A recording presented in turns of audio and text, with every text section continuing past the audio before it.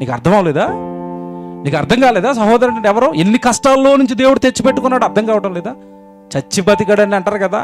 నీ కొడుకు నీ కళ్ళ ముందే అపాయంలోకి చచ్చిపోయే స్థితికి వెళ్ళిపోయి లారీ కింద పడిపోయి ఇంకా చచ్చిపోతాడన్న టైంలో ఎవడన్నా బతికిస్తే ఎత్తేసుకుంటావే, ముద్దాడేస్తావే, చావు నుండి తప్పించేస్తాడని, చావు నుండి తప్పించుకున్నాడండి అని ఏడ్చేస్తావు కదా వాడిని పట్టుకుని. అలాగే ఏడుస్తున్నాడు సంఘంలోకి వచ్చిన ఒక బిడ్డ గురించి దేవుడు.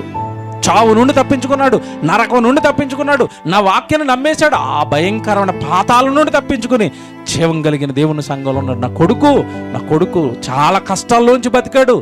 మిక్కటంగా ప్రేమించుకోండి. కష్టాల్లో నుంచి బతికారు, మిక్కటంగా ప్రేమించుకోండి.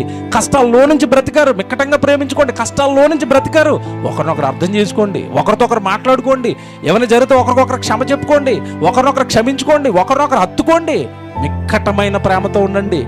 పాతాళానికి దగ్గరగా ఉండి, పాతాళానికి పోయాడు, ఇక చచ్చిపోయాడు అనుకున్న వాడు ఏదో ఒక రోజు ఒక ప్రసంగం విని అలా అగ్నిగుండానికి వెళ్ళవలసిన వాడు ఇలాగా జీవానికి వచ్చేసాడు. చచ్చి బతికాడు వాడు, చావుకు దగ్గరై బతికాడు, నరకానికి దగ్గరై బతికాడు. ప్రేమించండి వాడిని.